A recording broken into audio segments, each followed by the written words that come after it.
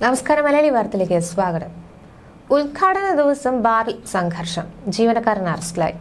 ഉദ്ഘാടന ദിവസം ബാറിൽ മദ്യത്തിന്റെ അളവ് കുറഞ്ഞത് ചോദ്യം ചെയ്ത നാട്ടുകാരനെ ആക്രമിച്ച കേസിലാണ് ബാർ ജീവനക്കാരൻ അറസ്റ്റിലായത്.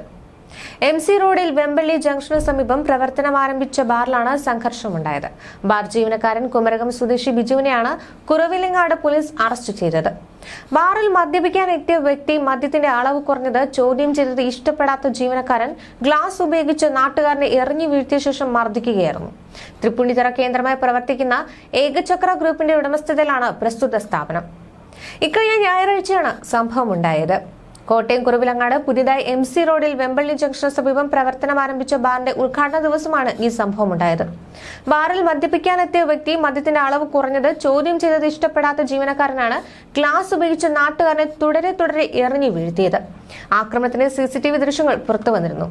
ജീവനക്കാരെ രണ്ടുപേരെ ഗ്ലാസ് കൊണ്ട് തുടരെ എറിയുന്നതും ഒരാൾ ഏറുകൊണ്ട് നിലത്തി വീഴുന്നതും പുറത്തുവന്ന വീഡിയോയിൽ ഉണ്ട്.